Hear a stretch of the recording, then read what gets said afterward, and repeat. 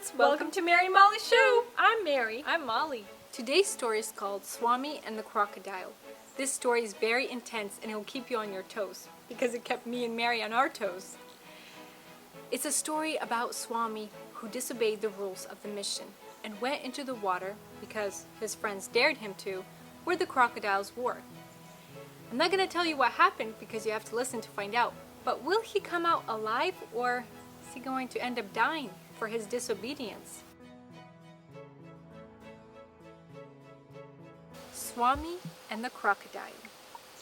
Swami was one of the brightest boys at the mission school. Although, like some other boys I know, he was brighter at play than at work. He had been attending the school for 2 or 3 years, but though many of the other boys had given their hearts to Jesus, Swami had not. He always wanted to have a good time and refused to give up some of the old bad habits he had brought with him. Sometimes the people in charge of the mission had thought of sending Swami home, but again and again they had forgiven him and let him stay on. Someday, they hoped, something might happen that would lead Swami to love the Lord. Despite all his naughty ways, the other boys liked him a great deal. Chiefly, perhaps, because he was such a wonderful swimmer. In any sort of race, he could leave them all behind, and this made him quite a hero. One afternoon, as they all stood on the bank of the big, wide river where they went to bathe, one of the boys dared Swami to swim across to the other side and back again. No one had ever done it before. It was against the rules. Because of the current and the crocodiles, the boys were supposed to stay in their own safe pool. But you know how boys are, always looking for some new excitement. And now, as Swami hesitated, they all began to tease him. "You're afraid." "I am not." "You couldn't swim that far." "I could." "Then why don't you do it?" "Maybe I will, said Swami. But as he did not go in at once, they taunted him some more. "Let's see you do it. We'll count and see how long you take." "All right, I'll try," said Swami. "Mind the crocodiles," cried someone as Swami slipped into the water. "Don't worry about the crocs. I can swim fast."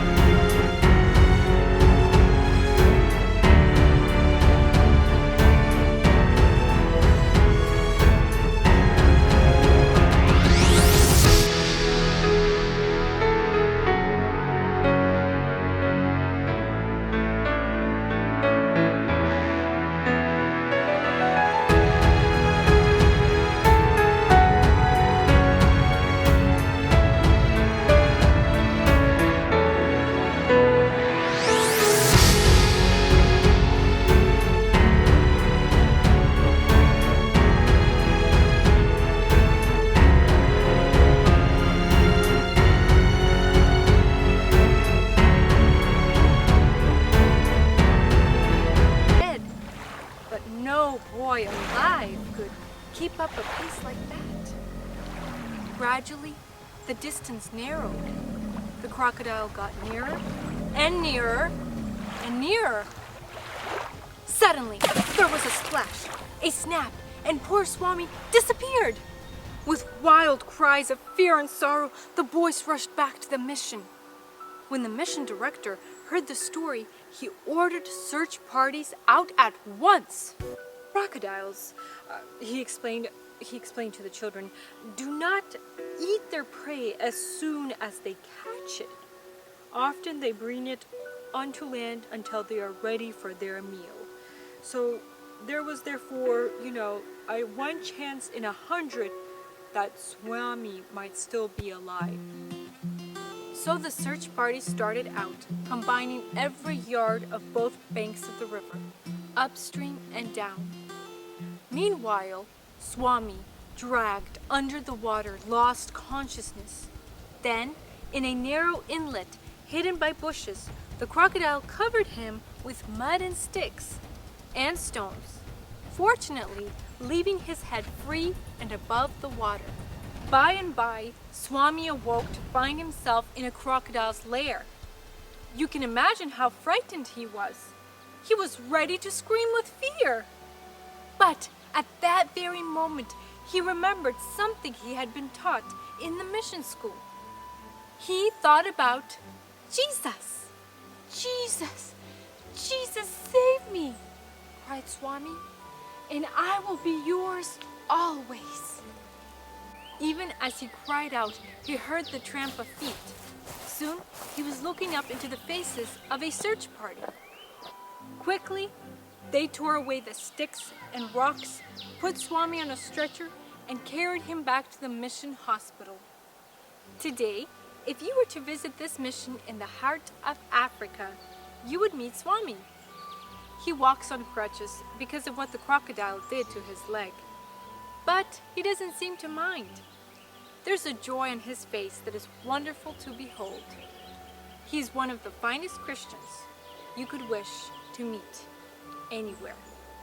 Thank you, friends, so much for watching, and today we learned an amazing, valuable lesson about obedience, no matter what your friends tell you or what other people tell you to do. If it's disobeying, to take a heed and not do it. Always do what is right.